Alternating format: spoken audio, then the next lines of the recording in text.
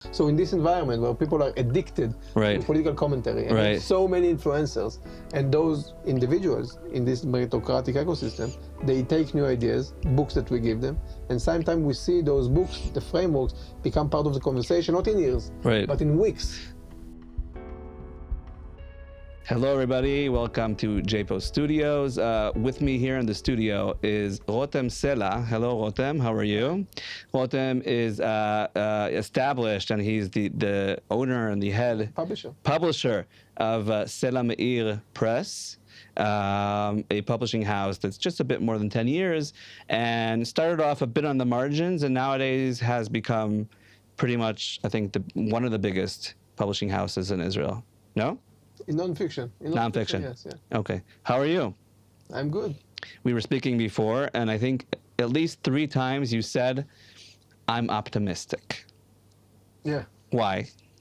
I'm putting geopolitics aside. Everybody have their own opinions. But first and foremost, the Israeli people, the Israelis, are disillusioned since October 7th. We don't see it in the discourse. We don't see it within the political elite.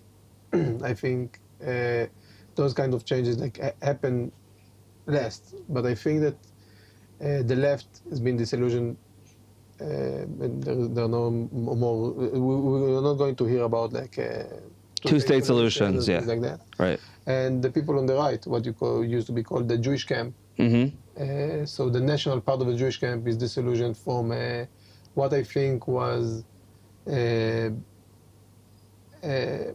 it worked for a time. An alliance with the Haredi community. An alliance with the Orthodox, with the non-nationalist Jewish section of this Jewish camp. And I think that in the, maybe not in the coming election, the 1974 election, we're not going to see any change, but in the 1977 election, we're going to see some significant change, and maybe a new coalition, a new alignment that would bring a golden age. I can hope. It's interesting, there's a very big disconnect between, as you said, right, the politicians nowadays, people in the media, people in our generation, as opposed to people younger. When I meet young Israelis that are 20-something, I'm like, blown away, usually, no matter what background they're from or whatever. They're all more, I think, as you mentioned before when we spoke, open-minded. They don't fit in the old boxes. Yeah, I think it's an age thing. And it's also people in the elite, they don't understand. Because what's the elite? The elite in media, the elite in politics, well, people you, as an editor of a newspaper, usually meet. Or 40 and 50. Because they are part of this alignment, right? They are creatures of this world. But if you are just a citizen and you've seen October 7th, you can't believe the thing that you believed before. So if you're from the left, you got up and you fought for the Jewish state, and you were attacked because you are Jewish, and you understand that being just like Israeli, pushing against a fake halachic state that we're going to have, is not going to be your banner. Right. And if you're on the right, you think, well, this alliance with the Orthodox is, I'm not believing it. I don't want to pay the price, because we thought when the shit hit the fan, the fact that they are Jewish, they are part of the circle of solidarity, they would be with me. They are not with me anymore. Right. So those people, they are looking for a new voice, and I think there is this new national sentiment. Right. National sentiment of we need to, the number one priority need to be to preserve the Jewish state and to put the national interest first. I think that this sentiment is very strong. We just don't have the layer above the sentiment, which is a world of ideas, public intellectuals, future politicians, statements that are eventually echo this sentiment and create new ideas and visions based on this sentiment. So, and then we don't have above this, and this is the last thing that happened, new political parties, institutions, established institutions that eventually... You need a culture, you need books, you need you need texts to learn from. So we feel the sentiment because what we see, you can say, because we're a political nonfiction publishing house, we're in an ongoing campaign. I'm not getting ballots. I'm getting people clicking clicking on the ad, Right. and then buy the books. Right. And by What's a seeing this political information all the time. political publishing house? Like, what does that mean?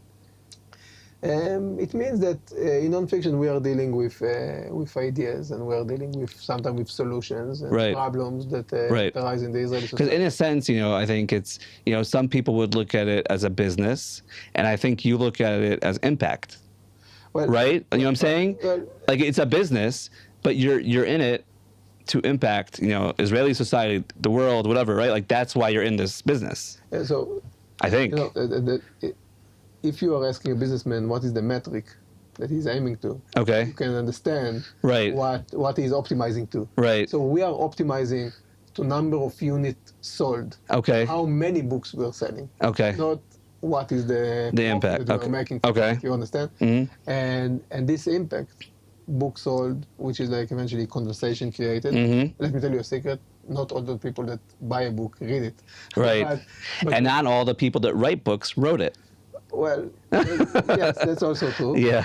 But Ghostwriters. usually, Yeah. usually those people are aligned with the book. So eventually, when you have a book that sells like in Israeli nonfiction, political nonfiction, 5,000, 10,000 books, but sometimes even like 20,000, 40,000 books, you know that you really made a huge impact on the discourse. And today, Right. by the way, books are in a way much more much more influential than they've been like 20 years ago or 30 years ago. Really? Why is that? Well, we discovered it by By chance. by just doing it. Yeah. But 30 years ago, Okay. there were institutions, Mm-hmm. media, politics, Right. unions, and if you had a new book, which is really a new framework of looking at reality, Mhm. observing reality, you needed to go to one of like 20 or 30 people in Israel. Mm-hmm. And those people need to take your book, and they have their vested interest already, and Right. their friends and their ideas, and Mhm. this is why they're there. Okay? Right. Part of the reason, and maybe they will read your book, and they will talk about it in the radio show, Mhm. or TV, or when Right. On social media or. today. Yeah. You don't have those 30. You have like 5,000, Mm-hmm. and it's very meritocratic.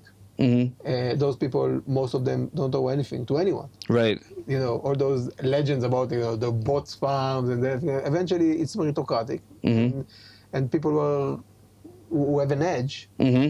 thrive in this ecosystem. So, one, you have more players.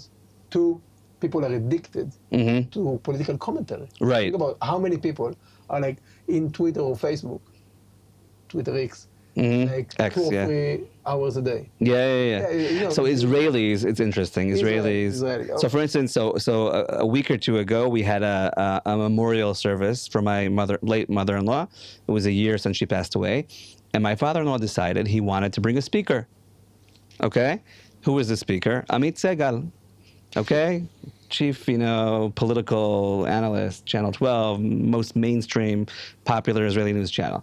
And he spoke about politics, and I was a bit surprised. And then he spoke, and he said, in any other country, the most popular show will be a reality show, will be a nonfiction, fiction, whatever, I don't know, whatever, like something exciting. In Israel, all the top shows and ratings, not only the first, second, third, fourth, are all news. News, and by the Because way, we're also in social media. Mhm. It's something that Right. you don't have like in other countries. Long form prevail. Like Yeah. people can write 1,000-word piece on Twitter X or Facebook, right. and it will become viral. Oh, blow up. People Yeah, just yeah. consume content. So in this environment where people are addicted Right. to political commentary, and Right. have so many influencers, Right. so the hive, the intelligence of the hive, of the hive, is like 10, 15, 20 IQ points higher Right. than it used to be in the 90s. Right. Because things just happen faster. And those individuals in this meritocratic ecosystem, they take new ideas, books that we give them, and sometimes we see those books, the frameworks, become part of the conversation, not in years, Right. but in weeks. What was the first book you published? Well, the first books, maybe it will be good to talk about. Okay. There is like How Civilizations Die by David P. Goldman. Okay. It's a guy that... So it's a translation. It's a translation. Yeah, Okay. it's a translation. We started with translation. Okay. It's a book about the decline in fertility rate in Iran and Turkey. Oh, wow. Yeah, That's interesting. In Europe, it took them 200 years to go from 6 to below 2, Okay. below replacement rate. Yeah. In Iran and Turkey, it took them one generation. Wow. When the Shah came, the Shah. Was, Yeah. When the Shah was secular, right? Yeah. So in the end of the 70s, there were 6 kids for a family in Tehran. Mm-hmm. Today, you have like a ultra orthodox religious state. Right. They're very. 1.5. Really? Yeah. You had like this super religious country, Right. which is really completely decadent. Huge also. Yeah. Yeah. Also decadent from the inside. Yeah. So this book tried to explain it, and I thought it's fascinating for Yeah. society because Because we're actually higher than actually- Western countries yeah, in general. world. And this guy had an explanation dealing with like the theology and Islam, what Right. happened when Islam is Yeah. meeting modernity, what happened with Christianity meeting modernity, and why Judaism is eventually Right. compatible with modernity. And this is why we thrive Yeah. economically. We are open. I thought that the Israelis would want to read it. Yeah. No publishing house want to publish it. Right. So we published it. That's so interesting. And it sold nice, Okay. but then come another guy Okay. that no one wanted to publish, Tuvia Tenenbaum. Okay. And he came to me with a book. So Tuva Tenenbaum, for those who don't know, he's an interesting guy, right? He's a character. Yeah, born Haredi. Yeah. Born on Speaks Yiddish. Yeah. Lives in Austria. I don't even know where he lives now. He lived in New York and New York, right? Germany, and he was a playwright, Right. theater producer. He's one of those people that are very talented. Yeah, and Yeah. and he came to Israel as a German. Today he's a German journalist. Yeah. He's a German journalist. Right. He's working in the Zeit. He's writing a column there. He came to Israel. He speaks fluently Hebrew, Arabic, Yiddish, German, and he looked like a German journalist. And Yeah, he is. yeah, So yeah. people spoke very openly with him from both sides, Palestinians, radical left, right, everybody. And he wrote a book that we called Catch the Jew. Right. It was a huge bestseller. Right. So basically, his thing is he interviews people as an outsider, right? And then people feel more open or more willing to share, right? Things that are not necessarily politically correct or not necessarily. Or like the B'Tselem now were saying that they Right. were genocide, as you know, in Gaza. Mhm. To Tuvia Tenenbaum, when he was A German journalist, German journalist, right? the guy from B'Tselem And this, yeah, told him, like some researcher told him, like, we tone down the Holocaust thing. Like he said, like, we know it didn't happen as they said, etc., because he thought, I'm talking to a friend. right. Someone from my. Tuvia came. Right.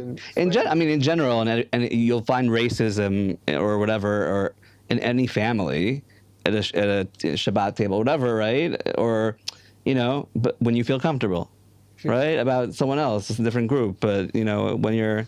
Yeah, but I would say with B'Tselem it's hypocritical. Yeah. You're a human rights organization. All your what you say Right. is that you want to be your society to be colorblind, and Right. you're colorblind. So if you're not colorblind, you just hate your group Mhm. and love the other group. Right. You're really a hater. You come from another. So one thing I think you guys really did well, and I think it changed Israeli society. One of many is Douglas Murray, okay, a real British journalist who Israelis did not know, right? How many books of his did you publish? 5. 5. No, Okay. The people now with Douglas Murray and with many of the authors that we translated to Hebrew, we decided that we are going to publish orphan book. Like Okay. if there is a bidding war, sometimes publisher bid for a book. You're not going to be there. They're not going to be there because then it's just a commercial exchange. Right. As you said, I can go and sell cyber like the other Israelis. Yeah. Right? So I won't be there if it's a commercial Right. gig. The Strange Death of Europe, Douglas Murray book about immigration, sold more than 20,000 books in Israel so far. Which is considered No one wanted to take. in Israel. That's considered a lot. right? Yeah, that's considered a lot. Think about Okay. Israel as like Philadelphia, right? Well, Right. Okay. this is Okay. like just New Jersey, I think we usually say. Yeah. So it means that everybody, it's like in the discourse. It's like Right, very right. implemented in the discourse. Okay. So we published him and Jordan Peterson and Thomas Sowell and many names, Mm-hmm. many authors that in the world they sold millions of copies, and they think very clearly. And, And but did Israeli didn't know them. Did Israeli publishing houses turn them down? Some of these authors, or they just didn't think of them as an option. When you're outside of this game, Yeah. media, you can believe in conspiracy theories. Yeah. But it's not a conspiracy theory. Yeah. It's like there are 4 guys. Right. And they just happen to choose from like thousands in books that Right. every year in the world, Yeah. like a handful. Mm-hmm. And it happened to be, it's very personal. Book is a very personal project. Yeah. It happened to be a book that they like and they love. And even if there's something very successful, they think like, I don't know why, but it seems like a fake to me, or I don't like the guy. They would just won't publish it. And Right. that just created a huge opportunity because ideas that are labeled as some of like the conservative discourse or libertarian discourse, Right. or just right wing, vaguely right wing. Those people just no one would publish them. Right. No one would touch them. So, and then I'm fast forwarding a bit. You published the book of Prime Minister Netanyahu. This is how many years ago? Before the last election. Okay. In 2022, the end of 2022. Okay. How was that?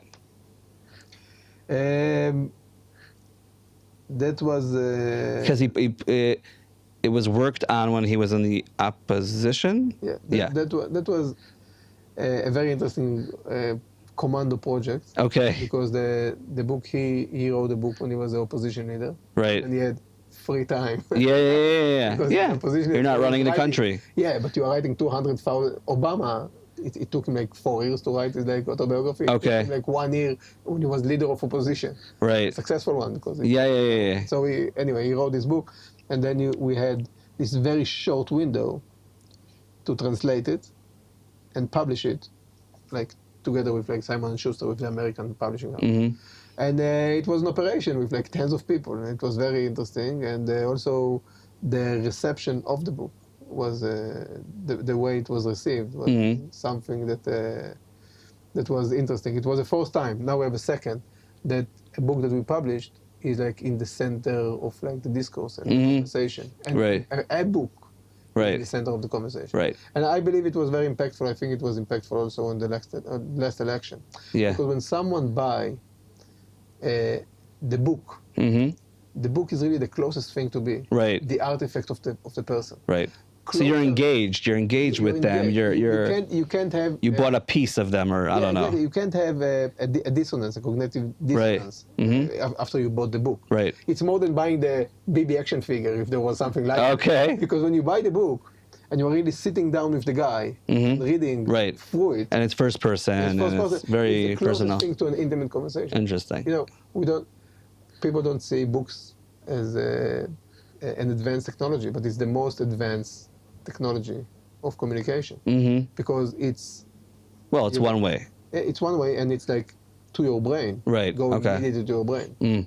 You need to imagine you produce it in something that is far more complicated and far more advanced than any other. Than a newspaper. Yeah, than the newspaper, but also like a TV show, and magazine, on TV, anything else. Except for our newspaper. So speaking of intimate and speaking of the discourse, what I'm really interested in is the recent book by Eli Sharabi. It's going to be published. Eli Sharabi, for those who don't know, probably one of the most famous Israeli hostages, released from captivity after more than a year, if I recall correctly. Yes. And I think what was impactful about his release was, I think that was the first time when we saw men, right? It was mainly women at the beginning, etc., who came out and they looked, in a sense, like what we remember how Holocaust survivors looked after the Holocaust. Trump said it, by the way. Right. Trump said it. Yeah. This is actually real hunger. He published a book through you. How did you get him to do it? So we have a shared friend Sharona Mazalian, the spokesperson for Poalim Bank. And she worked very closely with Sharon Sharabi, his brother, that also worked in the Poalim Bank. And We live in such a small country. Sharona was in the army with me. Oh, yeah? Yeah. Yeah, no, it's a city. Like, people don't understand. Yeah. A defense minister and a foreign minister. And that. So outside, in big countries, people think, it's a country, but it's really more like a city council. Okay, 100%. Yeah. Okay. So she's great. She worked with him. Yeah, she's like volunteered, I think, with them or whatever. Yeah. Yeah, she's a force of nature. Yeah. As you know. Yes, she is. And she's really like behind the scenes, doing good things. Very smart woman. People. She spoke to them after he met Trump, and then he spoke about the possibility of doing a book, and she connected us, and we sat with him in March 28th. It's less than 2 March. months. Okay. It's like, I think 44 days after it was released. Okay. It was much thinner than today. Yeah. It was still like a rehabilitation. Right. But he was very, very determined. From the beginning, he was determined. Oh, he wanted to do media. He wanted to make an impact. He wants to get those who are with him out. Listen, because you produce like words all the time. But also people who watch us can imagine. Writing a book is the heaviest toll. Yeah. From your mind, from yourself, from your soul. Yeah. And he came to us and he said, like, first, ask me anything in the process. Like, if there is something I didn't write, if there is something that you want to know, like, edit me, tell me. Everything. And second, he said, I will do whatever it takes. Now, when he said whatever it takes, and he have all those things that he's doing, and went through what he went through, we didn't know. It took us time to take him literally. Yeah. But when he took him literally, we couldn't move slower than him. Okay. Right? So 2 months and 2 days after this meeting, we had the launch event. Wow. Of the books. Wow. Now, yesterday you had a platinum. Yesterday we had a platinum, which is 40,000, but he really sold 75,000 already. Okay. Which is probably the fastest 75,000, but no one counts at 75,000. Yeah. His gold book was the fastest book to get to 20,000 copies. Wow. Wow. Like, this was the guild, the publisher guild said. And it's 126 days ago. Wow. 126 days ago, he began working on the book. And wow. In this point. And what it taught me about the place of a book in the discourse and the importance of leaning forward as a publisher is that the readers, they haven't gone anywhere. It's just we, the publisher, we are not producing up-to-date stuff. Yeah. Because today publishers are pessimistic, reactive, right? And believe. I mean, it's like it's like you read an academic study, right? They publish an academic study, but the interviews were like 5 years ago. Exactly. So a publisher, what the publisher will do today? Most of publishers, me included, I'm not. In a year or two, we'll publish a book about. They're reactive.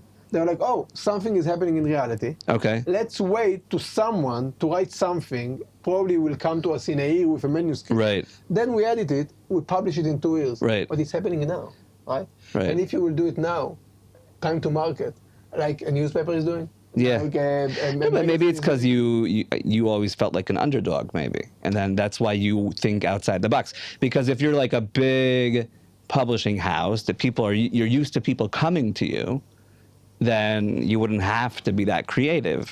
Listen, I felt that we need to create a discourse now, like close to where it happened, and we started to create like a bigger editorial staff and to build this capability within our publishing house after October 7th, because it seemed like things are changing rapidly, very fast. Yeah. And we wanted to be relevant, to bake this above this, like there's this new healthy sentiment. So we want to bring the public intellectual, the up-and-coming people who need to replace them, we want to give them the platform, a book that will be able to make it possible for them. What was the most impactful thing that he wrote in the book that influenced you most? When he went to the March of Life, with March of the Living. March of the Living, sorry, with President Herzog, he said, "What happened to me? It's not like the Holocaust." Okay. Okay. Which is important. Which is important to say, but it's saying something about him. Okay. He's not taking himself, and he's suffering too seriously. Understand? Okay. As a victim. As a victim. He always, and this is how he survived. This is what comes out of the book. Right. You need to ask him if he sees it that way. But it comes out of the book that if you have a cause outside of yourself that you are working toward, you can, you can do anything. Right. And you can always choose, and you can always choose life, because the book is not just a struggle to survive, it's Right. also a struggle to live ethical life within captivity. Right. And let's just remind those who don't know, his wife and two daughters were killed on October 7th. Yeah. And he didn't know. He discovered it when he came out. Right. And that's also in the book. And he's still just this force of nature, right? It's when we met him for the first time, we asked him about the last day. We interviewed him about the last day, and last day of captivity when they released him. And when they released him, he met someone, and this someone told him, "You're going to meet Osnat and your mother." It's also in the book. Osnat is his big sister, and he said, "No, take me to my wife and kids first." And they told him,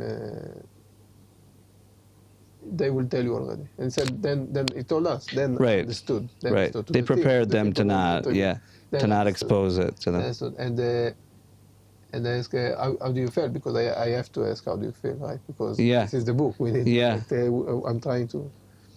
So he said, at that moment I understood. He repeated the same thing, and then I asked him another question because I have to know. Right. So no, we need to. So I asked. The day of the release, was it a good day or a bad day? And he said, you know what, it was a good day. Wow. And then afterwards, he thought about it, and it's in the book, he wrote it, that he doesn't know why he reacted the way he reacted, which is he was composed. Okay. But he thinks that during captivity, he somehow processed that this is a possibility. Okay. He prepared himself to this moment. Wow. Wow, that's crazy. I want to connect to something you said at the beginning about, you're speaking about Israeli society, new streams, or I don't know, right? Groups I'm of... saying the Israelis are disillusioned. Yeah. The political camps doesn't work anymore. Right. So you established, I don't know if it's like a sub-publishing house. It's an imprint. It's an imprint. An imprint, that's what it's called, okay? Called The Day After Tomorrow. The Day After Tomorrow. In Hebrew, it's Macharatayim. And you launched it, like a year ago? Okay. And what the idea there, if I understand correctly, is to really be a platform for that generation or these voices, right, that are rebuilding or the next level of Israeli society? Let's say rethinking. Okay. Right? Rethinking. We had paradigm, they don't work anymore. We had ideas, they don't work anymore. We have political camps, they don't work anymore. And first and foremost, you need people who give new paradigms, because you understand, the people, the voters, let's say, they have a sentiment. They feel reality different. Right. Yeah. But they don't come up with ideas. They're waiting for a leader that will give them ideas that are aligned with their new way of feeling. Feeling of new. Or give them something to. They know that they're looking for something, or that they're lacking something, and someone to give them an answer to that. I believe that cause. leadership is a top-down thing, right? But the test is the public. The public know when it's fake and when it's not fake. Right. And you grind the idea through the social media and the people, and people buy the book, and then afterwards maybe vote for the party. But you need those ideas, and you need to build a platform. And today everything is so fast. Sometimes those people, those public intellectuals, those future leaders, they won't stop, think deeply for themselves, and articulate those ideas in long form. Right. We think it's very important. So the first book that was published was by Idan Roll. Yeah. right? Who's a Knesset member. He's the former deputy foreign minister for Yesh Atid, and then he basically left the party, and a day later, or the same day, he published a book. Or The same day. He did it yeah, the same day. Yeah, Okay. now, of course, I think it was a statement. it's his decision. It's his Right. decision, and I don't know. You didn't force him out. I don't say, but he seemed to have disillusioned after October 7th. So Okay. I approached him, and he said, yeah, he feels this national sentiment, and he understands that the things that are important are different than the things that they used to be. And he wants like a deep political change. He wants to lower the threshold, so more parties can get in. So there will be like a new stream of new people and then new ideas. Right. I think it's the right call. Okay. And I don't know that. You need to ask him. But I think that when he wrote the book, when he took the time to compose, a long form and think deeply So about his that's position, what made him. maybe maybe That's what made him step down or whatever. But Yeah. it was very natural. Right. That this statement and this political statement will come together. Wow. And for us, it was like an interesting book lunch. But Yeah. that's it. Okay. And anything else coming out from that imprint? Einat Wilf. Okay. She's like very outspoken, and I know, Right. like on Twitter at least, but also in English. No, she's very known. I think she's more known outside of Israel than in Israel. Yeah, even though in Israel also, she have this like special sauce. She Yeah. have this like she's just a leader. Right. And she's interesting because people who go through changes are interesting. You know what I'm saying? And she was even though I guess she would probably say that she always thought these things, but she was a Knesset member for the Labor Party, right? Yeah. And nowadays she's. And then it's not. And now again, she's not. She's really brave as an intellectual. She's really brave. She's not in Right. any box, and she don't care. Right. She's just really disillusioned about the two-state solution, and she's writing with us. But she's written that also before October 7th. I Yeah. think so. Yeah. Yeah, no, but now we're working on Peace Not Now. Okay. It's a new way of thinking, like It's a good headline. Well, yeah. Okay. Good outline. And that's why it's a good book. Like she's like, she said people. Well, she would say that. I say how I understand the manuscript, but the right see land as a holy thing. Okay. Right. And we need to grab it on, take Judea and Samaria and hold it no matter what. And she said the left, for some reason, also have the same mystic view. We just need to get rid of it no matter what. And she Okay. said, we just need to look at it as Mapiniks, Okay.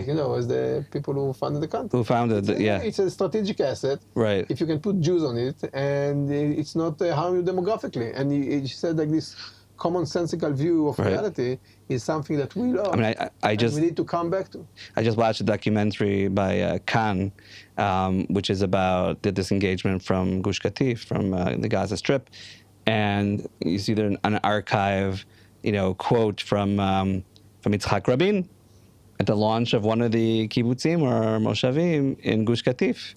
And he's speaking about the significance of being there. So, like, the old school labor was different than nowadays. You can say, like, old school labor. By the way, the best way to sell a new idea is to say it's an old idea. Okay. Bringing it back to the table. Okay. So it will always be a bit different, but it's very good that this new set of principles that she's outlining in this book that is going to come out in 2025, this year.